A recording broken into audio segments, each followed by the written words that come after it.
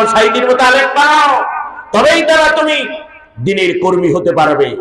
আমার নবীজির কাছে যখন যুদ্ধের জন্য মাল চাইলেন, টাকা পয়সা, আমার নবীজি যখন পাগড়িটা রেখে দিলেন, চাদরটা, নাকের ফুল, কানের দুল, হাতের চুরি, গলার মালাগুলি মহিলা সাহাবীরা দিচ্ছে, একজন মহিলা কিছুই নাই, একটা দুধ খাওয়ানো শিশু, মাত্র কয়েক মাসের শিশু নবীজির কাছে এসে বলছে, ইয়া রাসূলুল্লাহ, আমার তো কিছুই নাই, টাকা পয়সা, আমার দুধের শিশুকে আপনার কাছে তুলে দেই, আপনি এটাকে নিন, এটাই আমার হলো আনফিকু ফি সাবিলিল্লাহ, আল্লাহর রাস্তায় দিয়ে দিলাম।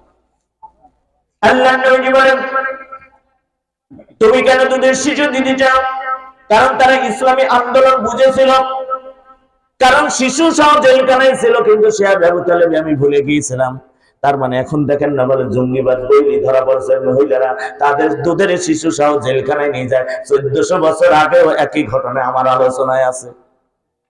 কে বলছে নাই যায়? মহিলাদের জেলখানা নিয়ে ফরজ।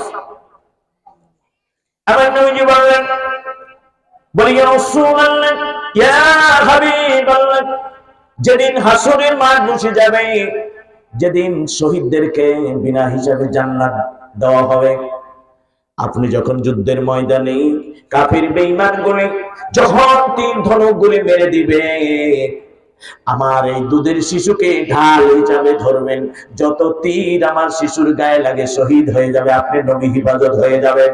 এর বিনিময় কাল হাসরের ময়দানে আল্লাহর সামনে বলবো, আমি শহীদের মা আমার সন্তানকে শহীদ হওয়ার জন্য যুদ্ধের ময়দানে পাঠিয়েছিলাম দ্বীনের জন্য।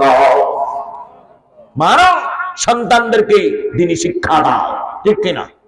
আল্লাহ পাক আমাদের সকলকে কবুল করুন, আমার মা বোনদের কবুল করে নিক, যুব সমাজকে কবুল করুক। আমার এখানে যখন অনেক আলেম ভাইরা আছে, অনেক ভাই আমার বয়সী, আমার বাবার বয়সী, সবার জন্য আমি দোয়া করি, আপনাদের জন্য দোয়া চাই। আপনারা যেমন নির্যাতিত, আমিও তার চাইতে বেশি নির্যাতিত, কি নাই, তারপর আল্লাহর কাছে সাক্ষী দিয়ে দিলাম, আল্লাহর কাছে সাব্যস্ত করে দিলাম, এর বিচার তুমি কাল হাসরে করো। আলাইসাল্লাহু বিআহকামিল হাকিমিন, তুমি যেদিন বিচার করবে, ওই বিচারের মালিক ইয়াউমিদ্দিন, তুমি যে বিচার দিনের মালিক হবে, ওই দিন আমরা দেখব ওয়ালা তুকসিরুল মিজান, মিজানের পাল্লায় যেদিন তোলা হবে, সেই দিন বোঝা যাবে তুমি কতটুকু অপরাধ করেছো, কি করেছো। সেই দিন জজ ব্যারিস্টারকে সত্যকে মিথ্যা, মিথ্যাকে সত্য করতে পারবে না, কেউ তোমার পক্ষে থাকবে না। সেই দিন পক্ষ শুধু আল্লাহই হবে। কথা বলেন ঠিক কি? আল্লাহ আমাদের কবুল করে নিক সকলকে।